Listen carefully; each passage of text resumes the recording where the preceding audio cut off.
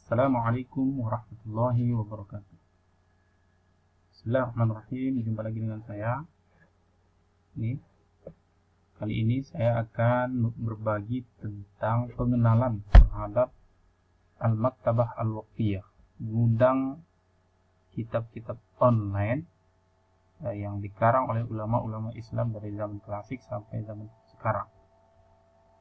Yang mana maktabah ini atau perpustakaan online ini isinya adalah kitab-kitab yang berbentuk PDF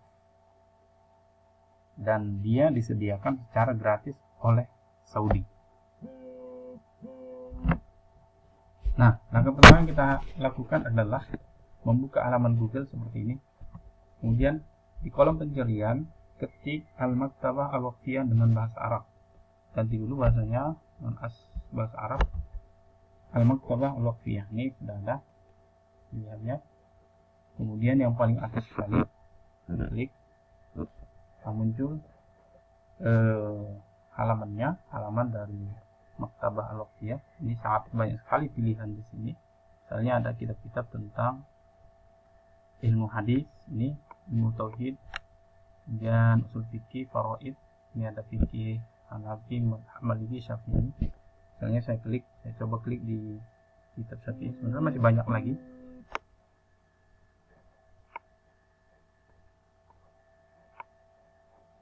Nah,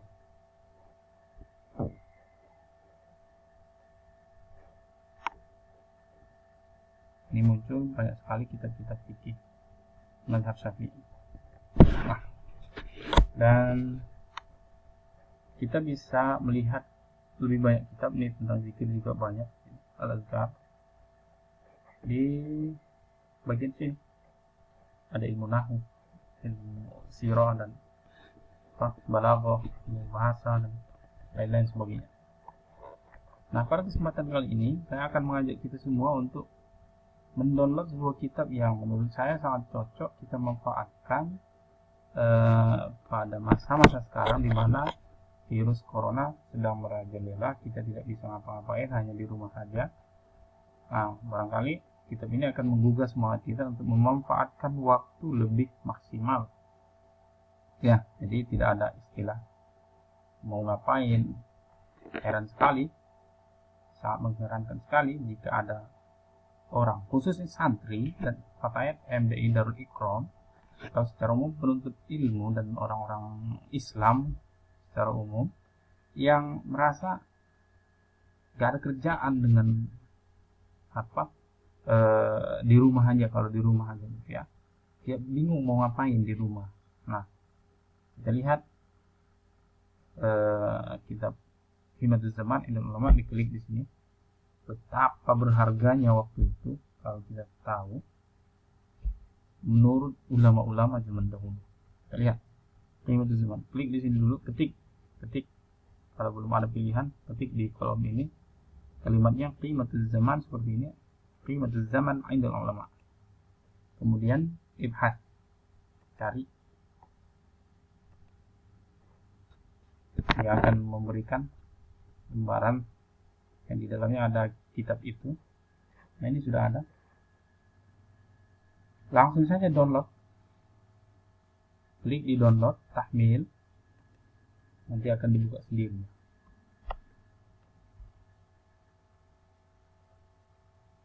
Oke, karena ini internetnya agak lambat, sebenarnya ini harus nunggu penuh nih yang warna biru sampai ke ujung sini. Tapi karena sudah ada yang saya download, ini dia.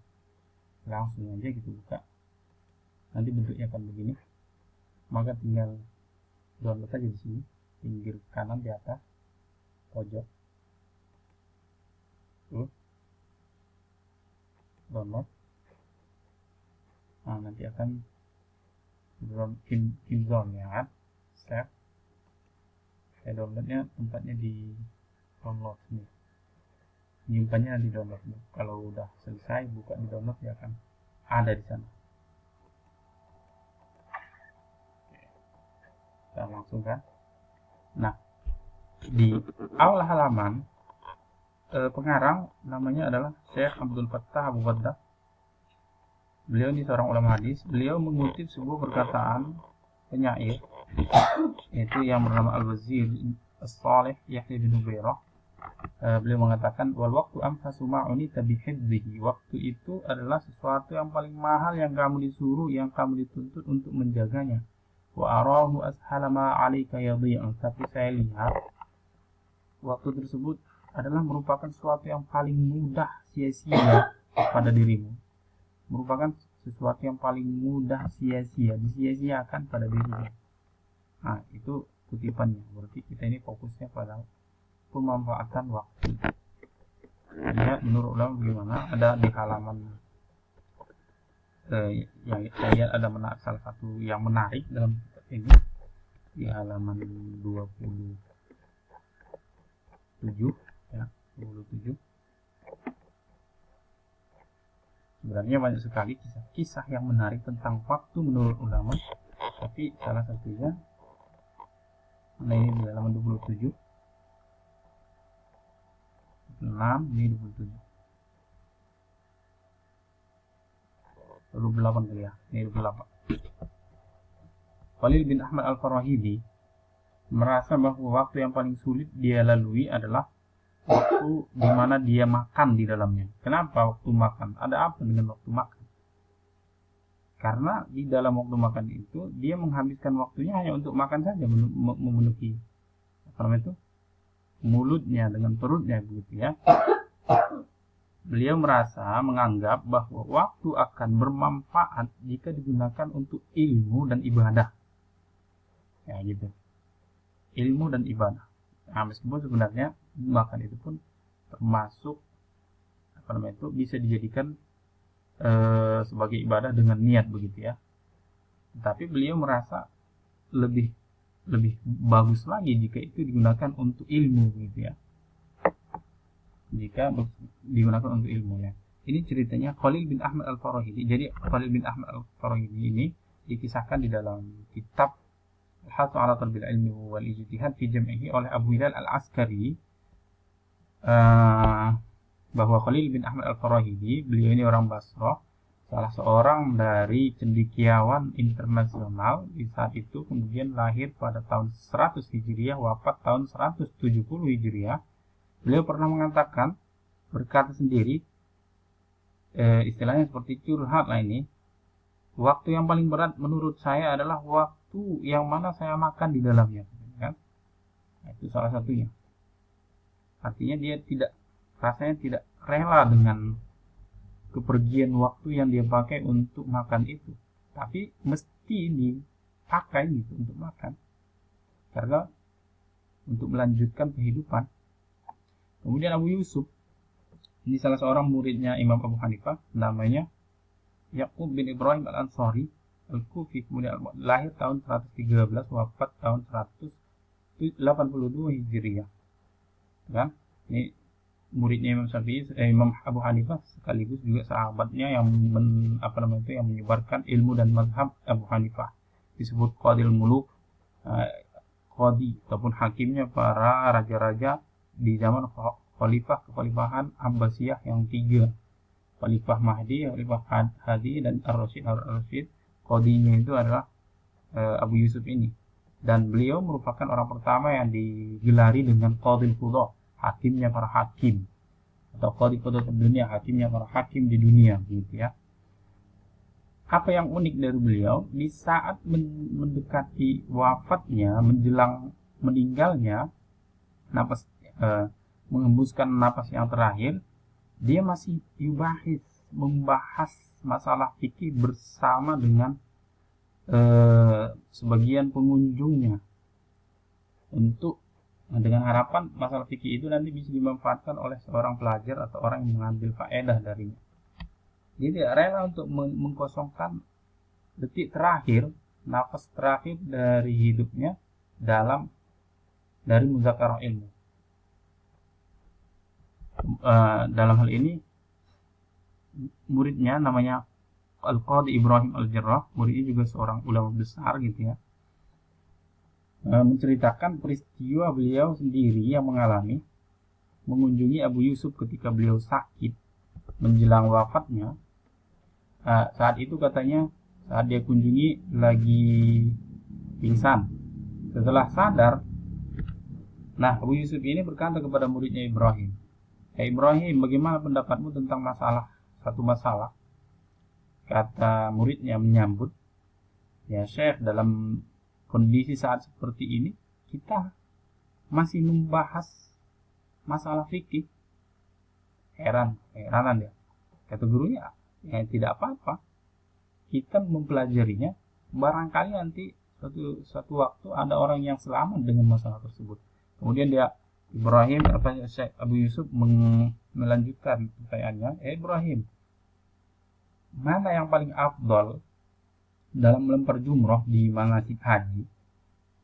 Dilempar dengan keadaan berjalan kaki atau dalam keadaan berkendaraan? Jawab sama Ibrahim, berkendaraan. Kata gurunya, salah. Diganti lagi, berjalan kaki. Katanya salah juga. Bingung jadinya, berkendaraan salah, berjalan kaki juga salah. Kalau begitu, qul fiha yardallahu anka. Ya Syekh, jawablah pertanyaan itu, semoga Allah meridaimu. Saya nggak tahu lagi, udah cuma itu yang saya tahu. Lalu dijawab sama Abu Yusuf dengan rinci. Katanya, kalau di tempat yang dianjurkan untuk berdoa, maka lebih afdol dia melempar jumrah itu dalam keadaan berjalan kaki. Adapun di tempat yang tidak dianjurkan di sana berdoa, maka dia melemparnya dalam keadaan menunggang. Kemudian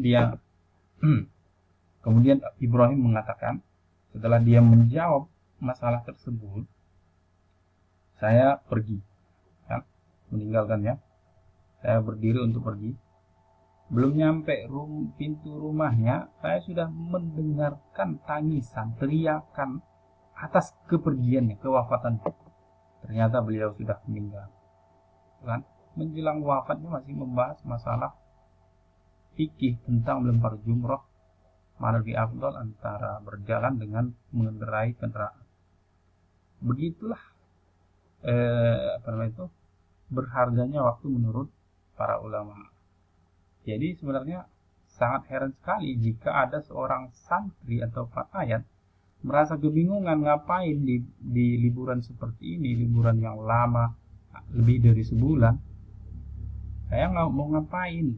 Itu heran sekali. Jadi ini sekaligus juga untuk memotivasi kita semua agar belajar ilmu nahwu dan sharh secara sungguh-sungguh, lebih sungguh-sungguh lagi, supaya nanti bisa memanfaatkan karya-karya ulama-ulama kita yang jumlahnya ribuan, bahkan mungkin puluhan ribu atau ratusan ribu begitu ya, yang itu disediakan dalam Maktabah Al-Waqfiyah ini secara cuma-cuma. Kamu hanya tinggal download saja, akan memiliki kitabnya, meskipun dia bukan kitab asli, kitab itu yang ada wujudnya bisa dibawa kemana-mana begitu kan.